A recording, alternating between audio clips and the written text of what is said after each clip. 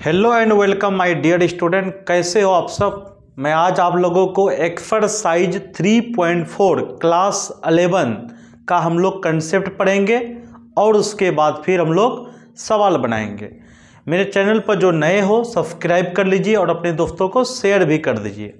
आइए हम लोग टाइम को बर्बाद नहीं करते हैं, सीधे कंसेप्ट पढ़ाते हैं। ट्रिग्नोमेट्रिक फंक्शन क्या है दोस्त?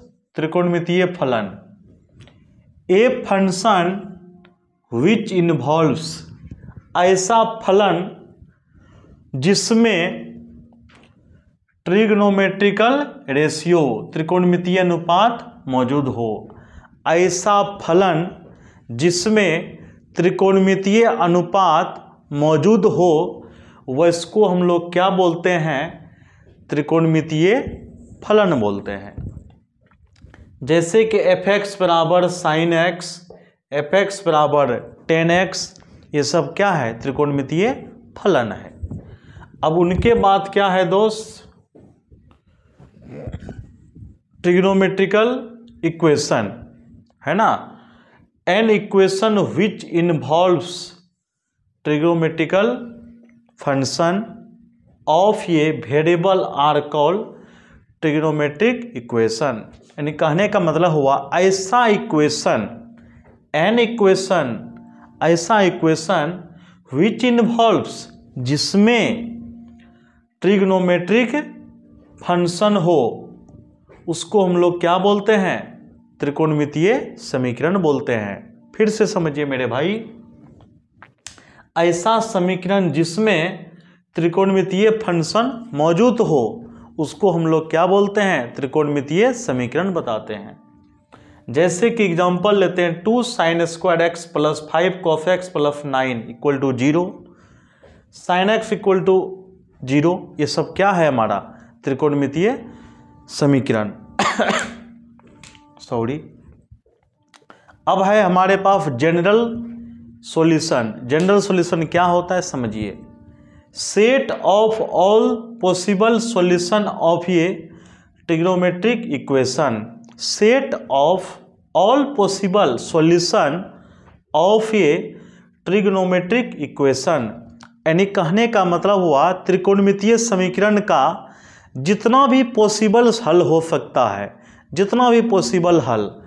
जैसे साइन थीटा बराबर 0, तो थीटा का मान प्लस माइनस पाई भी हो सकता है, यानी साइन पाई का भी मान क्या होता है? 0। साइन 2 पाई का भी मान क्या होगा दोस्त? 0। साइन 3 पाई का भी मान क्या होगा? 0। ETC dot dot dot. यानी कहने का मतलब जनरल सॉल्यूशन में होता है जिस समीकरण का सॉल्यूशन जितना पॉसिबल हो सके, यानी जितना पॉसिबल सॉल्यूशन बन सकता है उसको हम लोग क्या बोलेंगे? General solution. ओके दोस्त, आगे देखिए। प्रिंसिपल सॉल्यूशन क्या है दोस्त? Principal solution. प्रिंसिपल सॉल्यूशन क्या होता है समझने का प्रयास कीजिए एकदम बेहतरीन तरीका से। तो प्रिंसिपल सॉल्यूशन में क्या होता है? एक्स का मान 0 से बड़ा या बराबर होगा, एक्स का मान 0 से बड़ा या बराबर होगा और 2 पाई से छोटा होगा।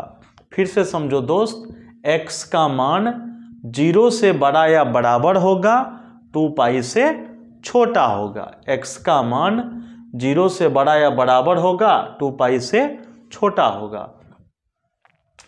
तो 0 से बड़ा होगा, 2 पाई से छोटा होगा।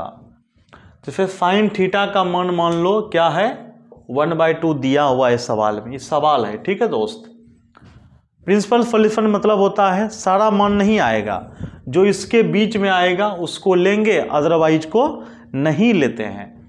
फिर साइन थीटा बराबर साइन π/6 लिख सकते हैं। साइन थीटा बराबर क्या लिखेंगे? साइन π/6। तो थीटा बराबर क्या हो जाएगा दोस्त? π/6। दूसरी बात, साइन थीटा का मान हम लोग क्या लिखे हैं? साइन π/6। अभी हम लोग लिखे हैं ना, साइन थीटा बराबर क्या लिखे हैं? साइन π/6। तो इसका मतलब हुआ साइन थीटा बराबर साइन पाई माइनस π/6। सॉल्व करेंगे तो क्या होगा? 6 पाई में 1 पाई गया तो 5 पाई/6। साइन साइन कैंसिल, तो थीटा का मान क्या है? 5 π/6। प्रिंसिपल सॉल्यूशन आर क्या क्या निकला? एक गो π/6 π/6, 5π/6 5π/6, ये दोनों हमारा क्या है, प्रिंसिपल सॉल्यूशन। ठीक है दोस्त, तो ये हमारा कहानी खत्म हो गया, इसको नोट कीजिए आप लोग। आइए दोस्त, इसको हम लोग सीखते हैं। अब 5-6 फार्मूला है दोस्त, उसको याद रखना है। अगर साइन थीटा बराबर 0 हो तो थीटा बराबर क्या बोलेंगे, n pi. Sine theta equal to 0 हो तो थीटा बराबर n पाई। कॉफ थीटा का मान अगर 0 हो, अगर कॉफ थीटा का मान 0 हो तो थीटा का मान होता है 2n+1 इंटू π/2, 2n+1 इंटू π/2।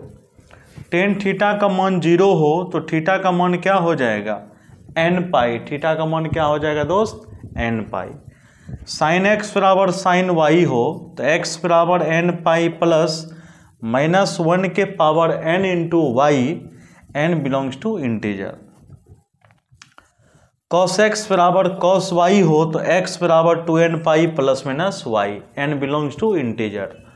फिर tan x बराबर tan y हो तो x बराबर n pi plus y, n belongs to integer.